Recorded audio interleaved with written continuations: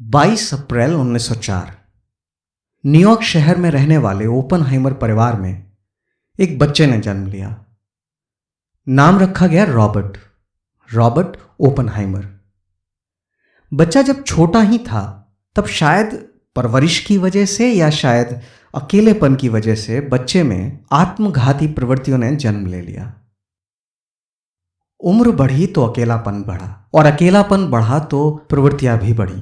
कहते हैं कि एक बार उन्होंने अपनी टीचर की टेबल पर एक जहर से बुझा हुआ सेब रख दिया।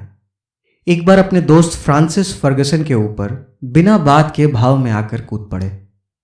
हालात ये हुए कि 20 साल की उम्र में जब रॉबर्ट कैम्ब्रिज पहुंचे तो लोगों को यह लगा कि रॉबर्ट को स्किज़ोफ्रेनिया है, एक गंभीर mental disorder. Robert Ernst Rutherford के साथ उनकी लैब में काम करना चाहते थे, पर रॉबर्ट शायद रदरफोर्ड को प्रभावित नहीं कर पाए और रदरफोर्ड ने उन्हें अपनी लैब में लेने से मना कर दिया। कैम्ब्रिज की पढ़ाई खत्म करके जब यूनिवर्सिटी ऑफ गॉटिंगन पहुंचे तो वहां हालात कुछ यूं बने कि उनकी क्लास के बाकी छात्रों ने अपने प्रोफेसर को यह चिट्ठी लिखी कि या तो प्रोफेसर रॉबर्ट को ऊल जलूल सवाल पूछने से रोक दें या फिर वे क्लास का बायकॉट कर देंगे। अपमान, अकेलेपन और गहरी निराशा के किसी ऐसे ही दौर में शायद परेशान होकर रॉबर्ट ने अपने भाई फ्रैंक से कहा होगा कि मुझे दोस्तों से ज्यादा फिजिक्स की जरूरत है।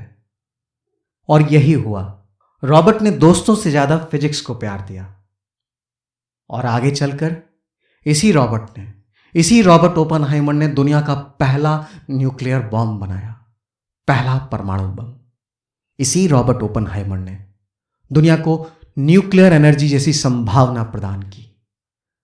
कौन कहता है कि आसमान में सुराख नहीं हो सकता? एक पत्थर तो तबीयत से उछालो यारो। अकेले रहने वाले रॉबर्ट ओपनहाइमर, पागल समझे जाने वाले रॉबर्ट ओपनहाइमर बचपन से ही जीनियस थे।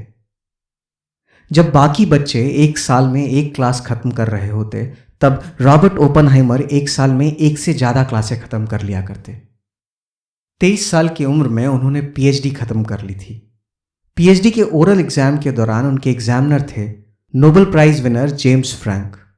एग्जाम काफी देर चलता रहा और जब खत्म हुआ तो रॉबर्ट ओपनहाइमर के बजाय जेम्स फ्रैंक ने राहत की सांस ली। अपने सीने पर हाथ रखते हुए बोले कि थैंक गॉड, शुक्र है खत्म हो गया, वरना थोड़ी देर और एग्जाम चलता तो रॉबर्ट मुझे ही मेरे सवालों के घेरे में उलझा देता। जीनियस थे रॉबर्ट ओपनहाइमर। पढ़ाई करने के बाद जब अमेरिका वापस पहुंचे तो एक नहीं 2 जगह से पढ़ाने का ऑफर था, कैलिफोर्निया इंस्टीट्यूट ऑफ टेक्नोलॉजी और यूनिवर्सिटी ऑफ कैलिफोर्निया बर्कले। दोनों जगह से जिद इतनी ज्यादा थी कि अंत में रॉबर्ट ओपनहाइमर को शेयरिंग बेसिस पर दोनों में पढ़ाना पड़ा। पढ़ाते वक्त उन्होंने तमाम प्रशंसक बटोरे, तमाम छात्रों को तैयार किया वैज्ञानिक के रूप में और साथ ही साथ खुद भी एक वैज्ञानिक के तौर पर आगे बढ़ते रहे। महत्वपूर्ण शोध कार्य किया थ्योरेटिकल एस्ट्रोनॉमी में, न्यूक्लियर फिजिक्स में, क्वांटम फील्ड थ्योरी में और क्वांटम इलेक्ट्रोडायनामिक्स में। और तो और उनकी खोजों ने आगे की बहुत सारी खोजों के लिए रास्ता खोल दिया। और ये सब किया उस रॉबर्ट ने जिसे दुनिया कभी पागल समझती थी। कौन कहता है कि आसमां में सुराख नहीं हो सकता? एक पत्थर तो तबीयत से उछालो यारो। सबको डर था कि विज्ञान में होती नई खोजों का हिटलर फायदा ना उठा ले, बाजी जीत ना जाए। और इसी डर की वजह से अमेरिकन गवर्नमेंट ने मैनहट्टन प्रोजेक्ट को चालू किया। मकसद था दुनिया का पहला परमाणु बम बनाना। काम आसान नहीं था, बेहद मुश्किल था। वैज्ञानिक खोजें संभावनाएं तो जता रही थीं, पर वो सिर्फ संभावनाएं थीं। वास्तव में कितना संभव है ये कोई नहीं कह सकता। पर इस असंभव कार्य को संभव करवा पाने के लिए अमेरिकन गवर्नमेंट ने चुना रॉबर्ट ओपनहाइमर को। सबके दिमाग में सवाल था कि आखिर रॉबर्ट ओपनहाइमर ही क्यों? रॉबर्ट ओपनहाइमर ही क्यों, जब यह सिद्ध हो चुका है कि रॉबर्ट ओपनहाइमर के कम्युनिस्ट कनेक्शन हैं। रॉबर्ट ओपनहाइमर ही क्यों, जब सब जानते हैं कि उनको थोड़ा भी अनुभव नहीं है ऐसे बड़े प्रोजेक्ट का नेतृत्व कर पाने का। रॉबर्ट ओपनहाइमर ही क्यों, जब उन्हें आज तक नोबेल प्राइज नहीं मिला है। पर इन सारे सवालों का जवाब ये था कि रॉबर्ट ओपनहाइमर इसलिए क्योंकि रॉबर्ट ओपनहाइमर ही एक ऐसा वैज्ञानिक है जिसको फिजिक्स ही नहीं बल्कि सारे क्षेत्रों का पूरा ज्ञान है। रॉबर्ट ओपनहाइमर इसलिए क्योंकि रॉबर्ट ओपनहाइमर ही एक ऐसा वैज्ञानिक है जिसके अंदर गहरी तृष्णा है कुछ अलग कर पाने की, कुछ बड़ा कर पाने की, जीत पाने की। रॉबर्ट ओपनहाइमर इसलिए क्योंकि रॉबर्ट ओपनहाइमर ही एक ऐसा वैज्ञानिक है जिसके अंदर बिल्कुल भी अंतर्द्वंद नहीं है इस बात का कि वैज्ञानिकों को विनाशकारी बम बनाने में सहायक बनना चाहिए भी या नहीं।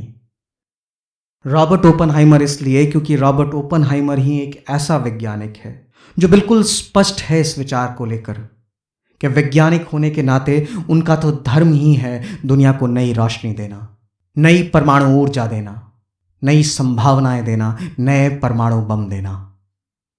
उन परमाणु बमों का दुनिया कैसे उपयोग करती है ये दुनिया के हाथ में है, सरकार के हाथ में है, देश के हाथ में है, देश के नेताओं के हाथ में है। और सरकार सही थी रॉबर्ट ओपनहाइमर को मैनहट्टन प्रोजेक्ट का डायरेक्टर बनाते वक्त। भागवत गीता के लंबे साथ ने रॉबर्ट ओपनहाइमर के विचारों में एक स्पष्टता ला दी थी और शायद इसी स्पष्टता का नतीजा था कि करीब 3 साल के अंतराल में करीब 1,30,000 लोगों की मदद से, उस वक्त के करीब 2 अरब डॉलर की लागत से और उस वक्त के सारे बड़े वैज्ञानिकों को लीड करते हुए रॉबर्ट ओपनहाइमर सफल हुए दुनिया का पहला न्यूक्लियर बॉम्ब बनाने में। कौन कहता है कि आसमां में सुराख नहीं हो सकता, एक पत्थर तो तबीयत से उछालो यारो। 16 जुलाई 1945 दुनिया का पहला न्यूक्लियर टेस्ट होना था।